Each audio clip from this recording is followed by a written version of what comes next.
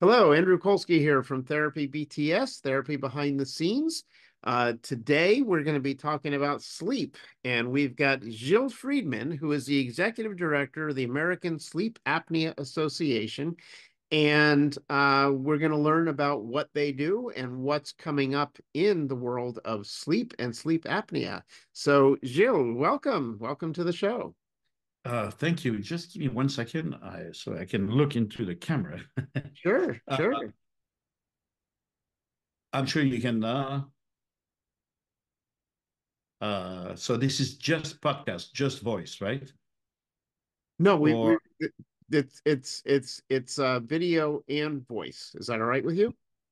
yeah. So let's restart. Okay. All right. So I'll just start again. Yeah. Hello, Andrew Kolsky here with Therapy BTS, Therapy Behind the Scenes. We are going to be talking about sleep today. My guest is Gilles Frydman, who is the Executive Director of the American Sleep Apnea Association. And we're going to be talking about not only what they do, but what's coming in the future with sleep and sleep medicine and sleep apnea. So, Gilles, welcome to the show. Thank you for having me on your show. Thanks. So tell us, as the executive director of American Sleep Apnea Association, what does the association do? So the association is uh, maybe and probably the largest national organization that is a patient advocacy organization for people suffering from sleep apnea. Hmm. Uh, it's an old organization. For the first 15, 17 years, it was driven by doctors. And for the last 13 years, it is a patient-driven, patient-centered organization. Sleep Fantastic. apnea, sleep medicine is one of the newest specialty in medicine. It's still in its infancy, and it is exceptionally paternalistic. Hmm. Before joining the organization, I created and managed an organization that built and managed over 200 online communities for cancer patients.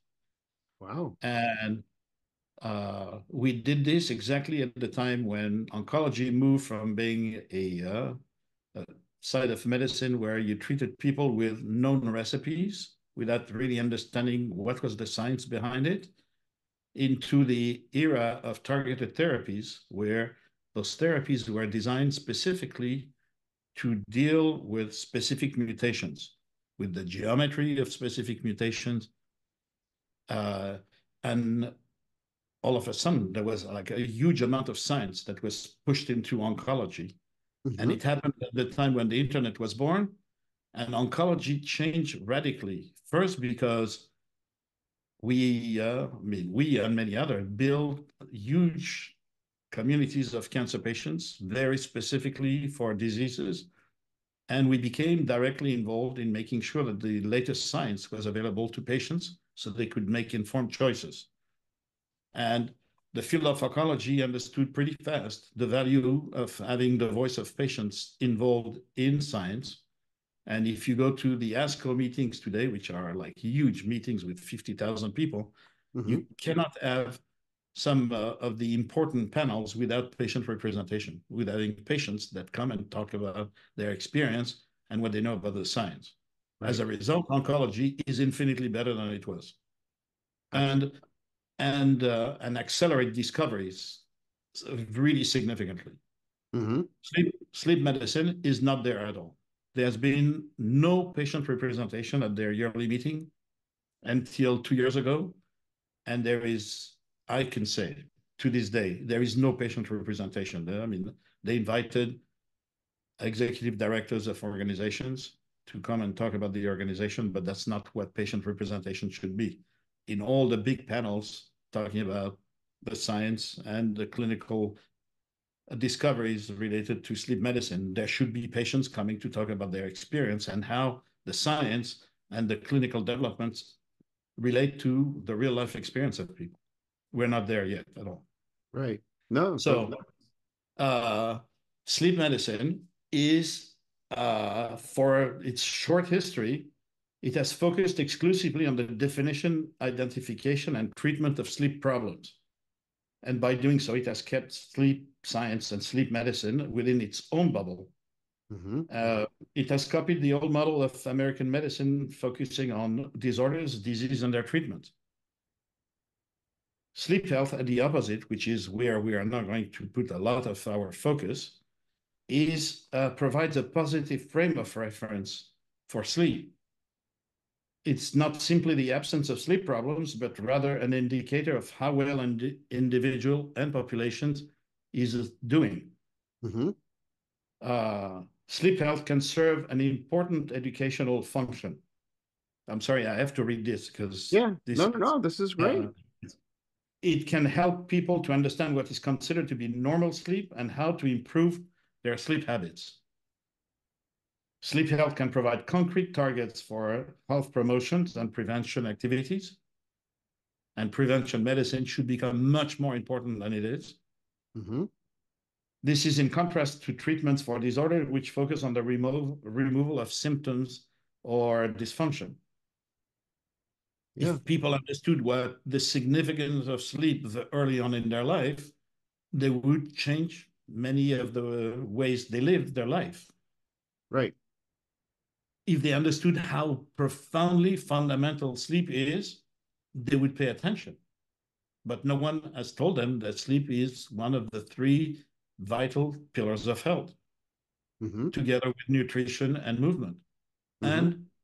And in reality, I think it is the most important one, because you can live for a very, very long time without doing any kind of exercise. You can live for over a month without having any food. And most people cannot live for a month without sleeping. Within 3 days, you are completely dysfunctional. Right. And Right. many people within a week will pass away.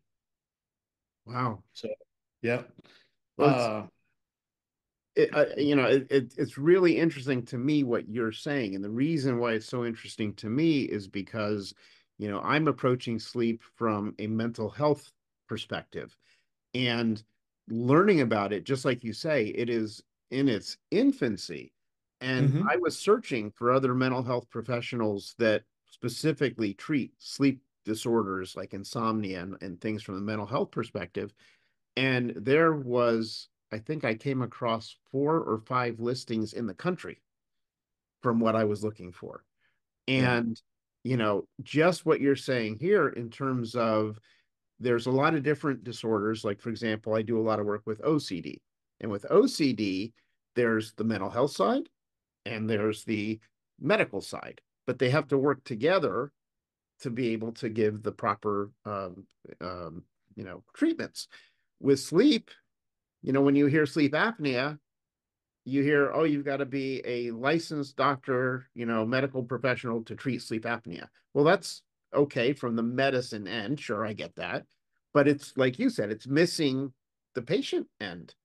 And I think that there's Absolutely. this need for the combination of both fields to be working, together to make progress.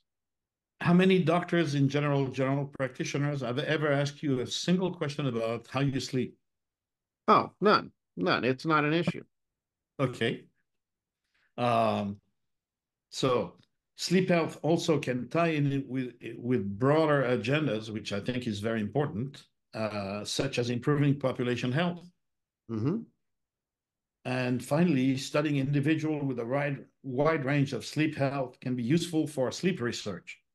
So I think when it comes to sleep apnea, the numbers of people suffering sleep apnea is one of the two big disorders, sleep disorders, sleep apnea and insomnia. In reality, many people with sleep apnea also suffer from insomnia and a variety of other disorders. But if you do not explain to people what sleep is and what normal sleep is, it's very difficult to explain to them what is the significance of sleep apnea. Mm-hmm. If you, sleep apnea creates disordered sleep due to issues of breathing, right? So many of the specialists of sleep apnea are pulmonologists, which is very good, But the reality is that disordered sleep will affect all the networks that you have in your system. Mm-hmm. You have to think of your body as a very complex network of networks. Right. Everything in your body is connecting with other things, and it's sending signals from here and receiving signals from there. When you have disordered sleep, a lot of this communication gets broken. You have a whole bunch of inflammation in your body. So it has profound influence on cardiovascular health, which is why, as of this year, like a few months ago, the American Heart Association added sleep as one of the 8 pillars of cardiac health, cardiovascular health. Mm-hmm. But in reality, it's more important than this. Uh, the good thing is that there is now an explosion of research related to sleep. And so you have to get out of the world of sleep medicine if you want to have a full vision of the significance of sleep, surprisingly. It is fundamentally connected with, really a wide range of cardiovascular issues. The majority of people, so there is an epidemic of atrial fibrillation in this country, Mm-hmm. which is due to a bunch of factors, including obesity and diabetes and sleep apnea. So majority of people who suffer from atrial fibrillation also have sleep apnea. The connection, many researchers are working on it. The connection is pretty clear. The reasons are not yet completely clear, but I Right. can guarantee you that even though the American Heart Association published this paper a few months ago, and in 2021 already put a statement paper about the role of sleep in cardiovascular issues with a whole section on sleep apnea. The vast majority of cardiologists, together with almost all GPs, will never ask a single question about sleep to their patients that have atrial fibrillation. Mm-hmm. And if you know the statistics, if you have atrial fibrillation and sleep apnea, your risk of having an untreated sleep apnea, your risk of having a stroke within 5 years is 6 times higher. Wow. Wow. So to me, considering the number of people that have sleep apnea, which is between 30 and 50 million people in America, and the number of people that suffer from cardiovascular issues, it's unthinkable. Why don't all cardiologists and all GPs start to ask 1 or 2 questions to their patients? It's not Mm-hmm. that complicated. Do you snore? Do you wake up refreshed? Yeah. So cardiovascular is one issue. It's definitely connected with obesity and diabetes. It's definitely connected with a huge range of cognitive issues. Alzheimer's disease, Parkinson's disease, and it's becoming clear that it's also pretty clearly associated with mental health issues. Yeah. Well, it's So it's and all of this that you're saying is right along with something that is an emerging issue that we as the whole community have not put a lot of attention into. And it's really interesting. I'll share with you from my end. I've been speaking with a lot of different sleep doctors out there and people who are involved with sleep apnea testing. And one of the things that I talk to them about is not only the actual technical part of sleep apnea and the testing and all that, which is important and that's emerging. But then I say to them, well, what happens when you have a patient and they don't have sleep apnea, but they have insomnia, or maybe they have sleep apnea and insomnia? What do you do with those patients? And universally, the answer is, oh, we give them a sheet about sleep health and we send them on their way. There's nothing, it's just sort of dropped. And sure, that's kind of what you're saying. That we don't have the whole big picture. absolutely, and because it's mostly a business. Mm-hmm. So you diagnosed a person, you prescribe a machine or some other device, and then you send people home. And there is absolutely no follow-up from the medical world. Right. Can Right. you imagine if you get diagnosed with diabetes, you get prescribed and you're prescribed a device? Can you imagine no support at all after that? That's unthinkable in the world of diabetes. Right. But If in you the, stop, if you stop being compliant, someone is going to call you and say, like, come on, like, what's wrong with you? If you're not compliant with your use of a CPAP machine, Medicare will come and pick up the machine that they gave you. Mhm. They won't provide you the services necessary to make you getting used to a totally different way of sleeping, Right. which explains, since you get provided this machine, which is going to like really completely change your sleep environment and how you sleep, um, most people try to use it, and then without the support, they stop using it. And Mhm. because they stop using it, CMS has decided there is a rule, which is a very strange rule, which says that patients have to use the machine more than 4 hours during an uninterrupted 21 days period within 30 days, within the first 90 days. I don't know who came up with this concept, but I mean, okay. And so if the patients do not follow that rule, which they're never told about, by the way, Wow. Medicare will come and pick up the machine. Wow. and That's uh, and goodbye, and that's it. That's the end of your treatment for sleep apnea, which will definitely shorten your life or kill you. mhm. And I mean, untreated sleep apnea, especially if it's of a severe form, will shorten your life by years and will make you lose your memory. Will have profound consequences on cognitive issues. I I refused to accept the fact that I had sleep apnea for many years. And as a result, I have refractory high blood pressure. Hmm. But I'm one of millions of people that have this issue. Right. Right. So, I mean, really, it's a disorder that will affect all the networks in your body. So depending on your genetics and epigenetics and other factors, it will attack specific networks in somebody and will touch others in somebody else. Right. One issue that we have to mention, you and me are both white people, Mhm. but there is a very large overrepresentation of sleep apnea among minorities. One of the reasons is that there is a huge overrepresentation of minorities in shift work, and shift work is known to have very nasty influence on sleep apnea. Oh, wow. I, Yes. I I can understand how it has, impact on insomnia, but I was not aware about the sleep apnea link. Mhm. Sure. And Wow. if you want to see systemic racism in action, if you want to have an immediate visual representation of systemic racism, you go to Google and you type the following: sleep apnea patient. And when you're there, you click on images. And the screen that you're going to get will speak louder than any words I can give you. Wow. Almost all the images are older white males. Wow. How are you going to how are you going to convince a black man that he should use a machine that is going to have a really profound influence in his bedroom, that he should use a machine if he can't find anybody that looks like him using it? Wow.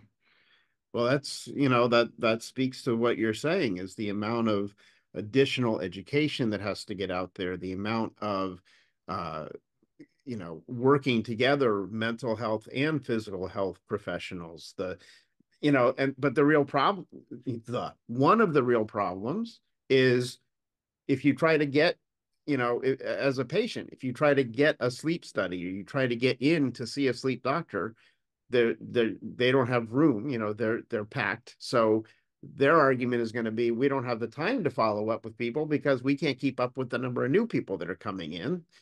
And Sure. because there is a shortage, from what I understand, a great shortage of both medical and mental health people who deal with sleep. Mm-hmm. And you know in school, like in my school, in my training, we didn't talk about sleep. That wasn't part of mental health. um And then I've been, doing a lot of my own personal reading and looking at how different sleep disorders are defined in the different types of manuals.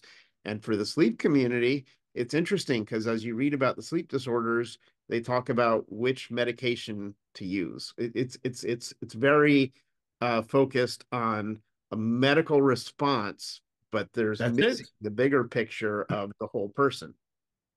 That's it. And as long as you don't understand the science, it's Hmm. going to remain this.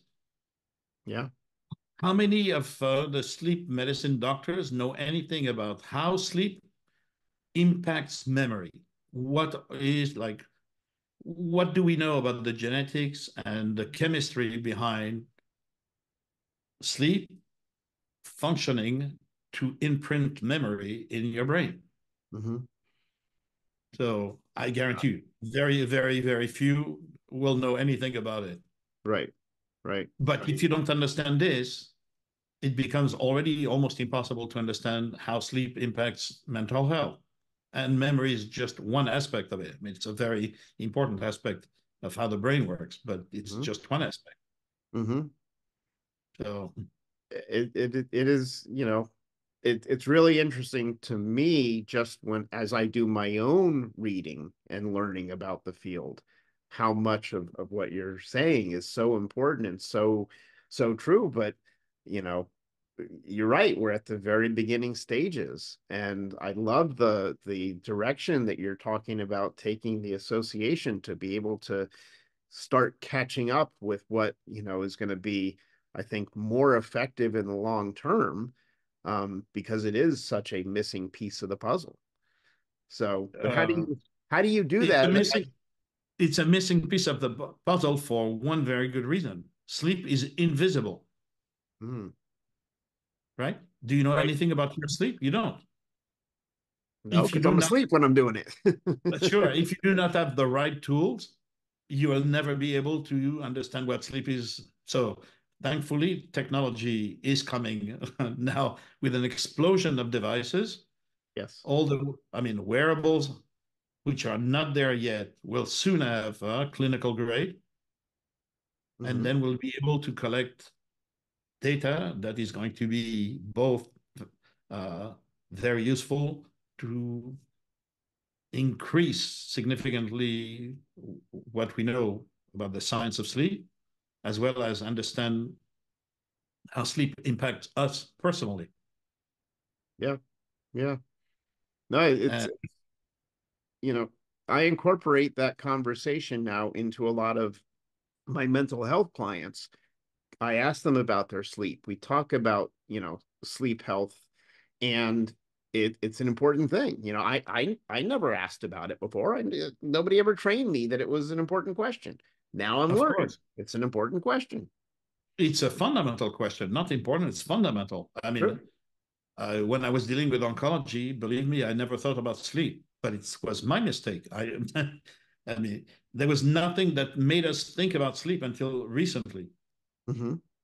The good thing is that I see that there is an explosion of research now. So I'm pretty certain we're going to see an increase about what we know about sleep and its real significance. And probably 5, 10 years, what most doctors think about sleep will be very different than what they are thinking about it now. Right. Right. And hopefully most of the public will also start to think about sleep and say it is something really important and I need to pay attention to it. Hmm. Um, Going back to you ask me what the association is doing. So the association has two big programs which are designed to help people who cannot afford to buy machines at the regular price. Hmm. So anybody who has an issue knows that they need to have a CPAP machine but can't afford it should go to sleephealth.org, look for the CAP program, and then they'll get in touch with us and we'll help them get a machine. Oh, wow. It's it's not free, but I mean, it's very significantly cheaper than any other way of getting a machine. Wow. And we are building services, support services for patients so that when they are prescribed this machine, there is somebody that can help them answer the question that they have, because they will have a disturbance in their regular way of getting into sleep. Mm-hmm. And getting a mask on, I mean, there are many issues. You have different kinds of masks. They don't all fit you for a variety of reasons, depending on how you sleep, the morphology you have. And uh, and we have people that can help answer many of those questions. We are not clinicians, but we can definitely, I mean, we have peer mentors, which are other patients, other people with sleep apnea that have understood exactly how important it is to follow the use of those CPAP machines or whatever other treatment. It's mostly, I mean, the gold standard remains to this day the CPAP machine, or Mm-hmm. PAP machine. Some people have CPAP or BiPAP or APAP or Yeah. uh, that's really the big. These are the big programs that we have. That's fantastic. You know, in terms of education about sleep issues, you know, that's something I think that's an additional piece of that a lot of different organizations could be putting in ways to try and get more information out there. I mean, that's why I'm doing the podcast, is trying Sure, to get of course. information out there. Perhaps you've got me thinking, perhaps there's a need from a mental health perspective to even talk about supporting those people who are starting with CPAP machines or some other treatment, because if they have nowhere to go, and it's great that you have a peer to peer program, that's one wonderful way of approaching it. But think of all the people out there who are not aware of that or have additional issues that come up and they're seeing a mental health counselor. They could be getting additional support there to help them Sure. stay with their therapy and adjust to that new change. I use a CPAP myself. I have sleep apnea, and so So I do you remember the first few days or first few weeks with the yeah, machine? this hose, and I'm trying to figure out how do I sleep, and I'm getting tangled Yes. up in the hose. Yeah, I definitely Yeah. remember. Did you stop using it for a little while after you started? I was good about it. I knew that I needed to use it because I understood what you're describing as the problems if you don't. So I knew I had to adjust. But yeah, it takes some time because you got this hose and you're afraid that you're gonna like wrap yourself up in it or something when you toss and turn. Yeah. Can you imagine sleeping without it now? Oh no, if I sleep without it, I don't get real sleep. I know that I need to put it on. And I mean, we both use our brains. That's what our jobs are. Hmm. I mean, if you don't use the CPAP machine within a day, your brain is not going to function properly, right? Well, I get accused of that even when I use the machine. but but no, I got you. Yeah, I have tried because you know if the power goes out, I'm not using the machine obviously because I don't have any power. Um, if I travel, sometimes there's no plug close enough Yes. that I can plug the machine in. I try to travel with a an extension cord now, but there have been Yes. times that I haven't been able to use the machine, and I definitely don't wake up as rested as I would be with the machine. Yeah. Not long ago, I went to a conference in Washington, and I made the mistake of taking my machine. I have a travel machine, so I took it without checking it, and it turns out that there was a little hole in the tube Ah, between the machine and the mask, which made basically the machine. I mean, I couldn't sleep well. I mean, basically, I didn't get the pressure I'm supposed to get. And really, the first day I was okay. The second day of the conference, I was not okay. My brain was not, really not functioning. mhm. Wow. And after you've like learned to use this machine, we now know what it is, how our brain is supposed to work. And Mhm. any interruption is really disturbing. Yes. Wow. Yeah. So, So so for you, in terms of the association, are the members both? medical professionals and individuals with sleep apnea? Who is your membership? Patients. I mean, Patients. we focus on patients, except that we are doing a lot of research. We're getting involved in more and more research. Uh, I'm a scientist at heart. I studied animal biology, and I want to make sure that like whatever patient organization I help manage is both a producer and a uh, disseminator of science. Mm-hmm. And so, I think it's exceptionally important in terms of like as it relates to sleep because there are so many uh, pages on the internet that are trying to sell you like snake oil and products and I mean all this stuff that really don't work at all. right. No, that has always been the case and always will be the case, I think. Sure, But it but is it's not that complicated to help people get access to reputable information. right, right.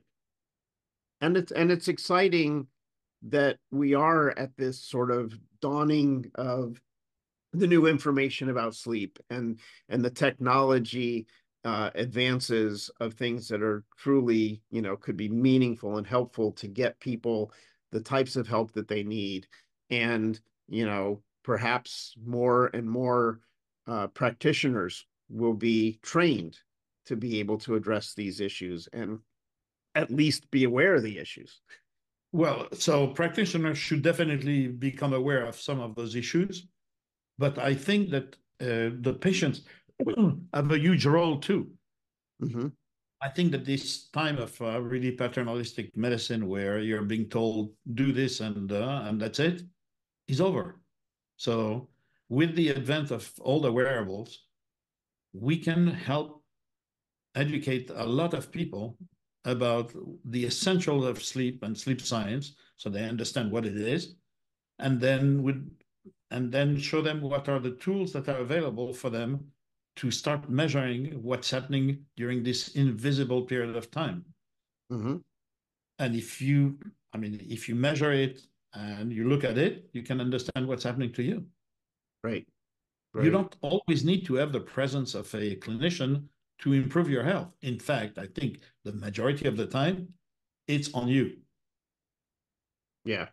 But then that comes back to what you're saying is being able to get reliable, valid, evidence-based information that is going to be, useful and meaningful.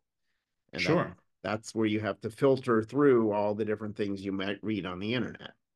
Yes. I spent a lot of time in a little mountain town in Colombia, which is famous in Colombia for being the place with the largest proportion of centenarians.